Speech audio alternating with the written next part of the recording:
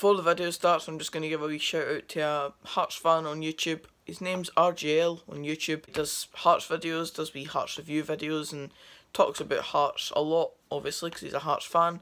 And I said that I would give him a shout out in one of my videos, and I've just kind of forgot about it, so I didn't want to miss another opportunity to do it. So go over to his channel, I'll link it in the description, and the name is obviously on the screen right now. But go over and give him a wee subscribe, because I'm sure he'll appreciate it. Topic of your choice. This time around, let's talk about Allan Johnston. Alright lads, welcome back to episode 2 of Topic of Your Choice. This week I'm going to be talking about Allan Johnston and the full kind of Dunfermline situation. I kind of had a feeling that when I put it in the Twitter poll that he was going to win. 53 votes came in and it was a landslide really. I was kind of maybe hoping to talk about something different like Usain Bolt becoming a footballer, but I need to go with what he's choose, so obviously Allan Johnston was going to win the vote. So as if I don't talk about him enough, here it goes. Allan Johnston, in or out? I have to say, I feel like I've done this topic to death on this channel already. I mean, I talk about him after every game, I go to the games and obviously I have my bit to say there, and especially on Saturday it was very frustrating, some of the decisions he was making, and it's just so reminiscent of throughout his Dunfermline managerial career that he's just kind of fell flat at some areas of his management in terms of man management of certain players, the way he deals with players when letting them go for their contracts. Of course, I don't know the full insides and outs of that, but a wee bit of bitterness left for some players of how it was all dealt with. You always hear for players like Josh Falkingham, Sean Byrne, Michael Moffat and Andy Geoghegan, I think, even said something along the lines of they were just upset with how it all finished. Maybe the fact that they wanted to stay, maybe they didn't, and they wanted to maybe get a better send-off for the fans and stuff like that. The whole kind of situation with Johnston and his man management of players and letting them go has always kind of sat funny with fans, especially with the fan favourite players like Josh Falkingham, like Andy Geoghegan, Moffat, and to an extent Sean Byrne as well, who's went on to skyrocket in his career, and he's now bossing Premier League midfields on a weekly basis, which is outstanding stuff. He was never that type of player with us. He had to kind of move on to evolve his game, but it's just a bit kind of upsetting that he couldn't have reached that potential with us, because it was always there, but we just couldn't see it properly. We'll talk about the most recent example with Allan Johnston, because obviously we all know what's happened in the past. He has improved us every single year, and ultimately as a manager you can't really ask for more than that, but us as fans, we're going to have to look at more than just the fact that he's progressing us every year, because the frustration for the sidelines has to come from things like what he does to change a game when we're losing it. I can't remember a single time when he's made a substitution that has directly changed the game when we've not already been on top in the game anyway. Perhaps there's maybe one, because in a 3-year managerial career you're bound to have one success at that, surely, but he doesn't do it on a regular basis, nowhere near that, and Saturday was a prime example of Allan Johnston's naivety when it comes to substitutions. And I'm not just jumping on the bandwagon here and going Allan Johnston this, he's bad, he's terrible, because he has done good things for our club. We were in a dire state when he came into the club, and he did save us from probably going into severe circumstances if we didn't go up straight away that season. When he came in, obviously we were down there for 3 years-ish, so the fact that he got us back up, I'll be forever grateful for him for that. But certain things like Saturday has been happening continuously throughout his managerial career, as I stated before. Bringing on a player like Miles Hippolyte, putting him on the wing and taking Aidan Connolly out of that left wing position, putting him up front, remembering he's 5'4", and then bringing on Aidan Keena and putting him up front with Connolly, instead of bringing on Aidan Keena, pushing Connolly back to the wing and putting Hippolyte up front, considering Hippolyte is more of a striker, or at least wants to be more of a striker than Aidan Connolly. Aidan Connolly is nothing like a striker. He's not built like one, he doesn't want to be one, and he's got none of the attributes to really be one, except from a player that just buzzes about, and one that you'd probably look at as more of akin to a fan that's won a competition to go and play up front. And that is not me slagging off Aidan Connolly specifically, it's just the fact that playing him up there makes him look like that, because there was tweets on Twitter going about that Aidan Connolly was a waste of jersey and that he wasn't doing anything in the game, wasn't having a good game, and albeit he didn't have a great game on Saturday overall, but the tweets were obviously coming from that 10-minute spell when he was shoved up front, and that is nothing of Aidan Connolly's doing. It's the fact that the manager thought that was a good idea for whatever reason, and the fact that he doesn't come out after games and really state this and take ownership over the things that he does. That's another frustration with the fans, because just take ownership of it.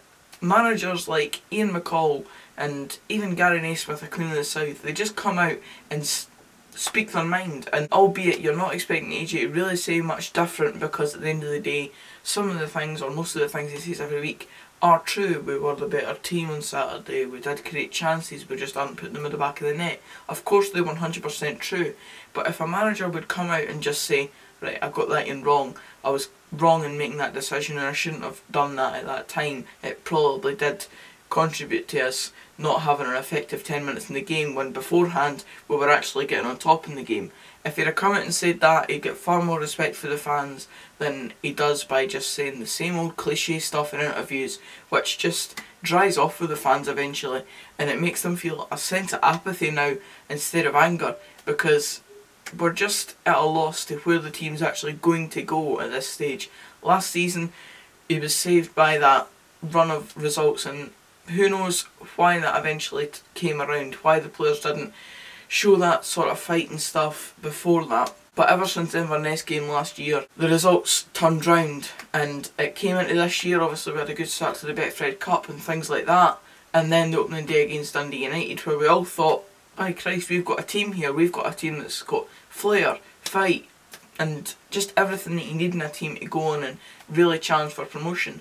But every week since then, there's always been gripes, there's always been wee things that just don't seem right, and it's got worse and worse progressively every week, albeit we've had a good wee 3-week period there, or 3 or 4 weeks, where we've had a few clean sheets and stuff like that. But the fact that there's still the wee niggly bits in these games where we just don't know why the decisions are being made like they are, like the substitutions. There just needs to be a bit more clarity with it, and Johnston needs to come out and just say sometimes, you know, I own up to that, it was my mistake.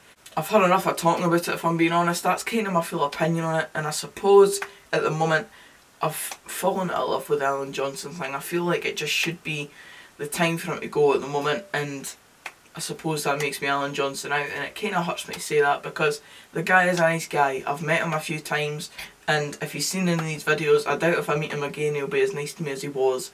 But I've met him a few times, he's a really nice guy, and he does his best for the club, but ultimately he has probably brought us to as far as he can take us, and he won't feel like that. Of course he won't, because he's a manager and he'll want to win things.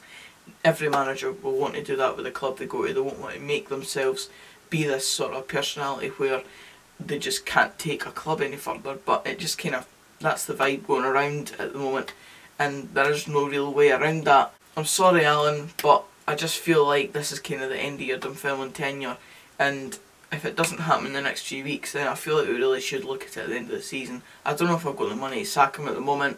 I don't know if the board will even consider sacking him, but we'll see. Who knows? So because I obviously know a bit about this kind of subject already, I didn't come into this video with any sort of deliberate things to say. I was just kind of speaking off my mind. But to help me with this sort of episode, I actually went to you guys on my Instagram, the Dunfermline Way. Pop on the screen now. You can go over and follow that. It's also linked in the description if you're interested, on my social medias as well, so if you want to go and follow me on them, do that. But I went over there and put up on my Instagram story basically asking what people's opinion was of Allan Johnston, and if I'm being honest, there was probably no positive reactions, no positive replies, and no doubt there's people out there that do think that Allan Johnston does a good job and should be kept on at this point, but nobody came in really with any positive replies, so I'll just run through a few of them and you'll get the kind of gist of what the vibe was. Get him out rapid. There's the first positive one. Good manager. Who knows if it was sarcasm, but I'll take him as his word, and there's the first positive one. Just go mate, doesn't even look like you care anymore. Think that's a bit harsh, just simply due to the fact that I think he does care. Every manager cares about their job, every manager cares if their team's winning. I don't agree with that one, but that's that guy's opinion, he's entitled to it. Time is up, can't pick up a streak of wins and it's good to change a winning team. He's not a bad manager, he's just achieved all he can with us, enough is enough. Need to improve, with the squad he has there should be much better results. A great League 1 manager but only League 1. I know he hasn't been too great recently, but would we be where we are if it wasn't for him? Of course we wouldn't, because he did get us promoted, but a manager does come to a time where maybe it's the furthest he can take a team, and at the moment the feeling in the fans, the feeling around the club when it's on a match day, it isn't a great feeling. And I'm sure the guy that said this must feel that as well, just because he must be there and he must feel the kind of apathy for the fans, and you can hear the fans getting frustrated more and more each week.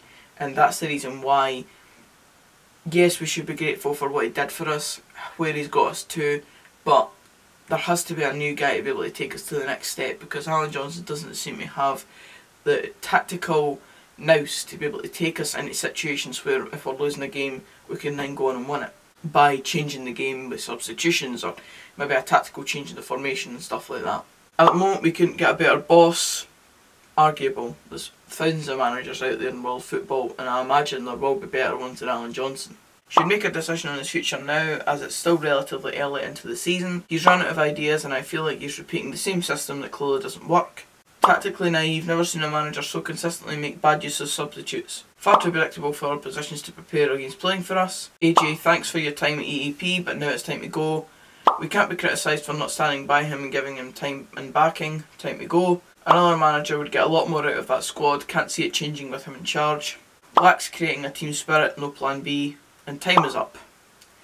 And that last one probably echoes my sentiment for all of this. I thank him for his time at Dunfermline, but I just think that it is time for a wee bit of a change up for the fans, for the club, and albeit the board of directors probably think that Allan Johnston's doing a good job overall, and no doubt he is, no doubt he's putting in 100% effort each day, but I just feel like it's time. It's just time for it to end at the moment, and it might end in the next month, it might end in the next 6 months once the season's ended, but I suppose we'll see eventually when it comes around. It just feels a bit inevitable at the moment, just because of how everyone's feeling about it all.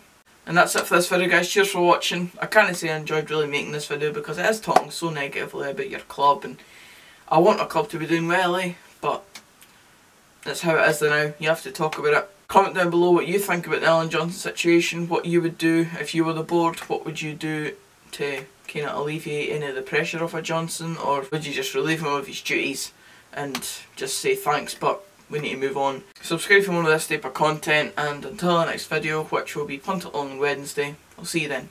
Cheers, guys.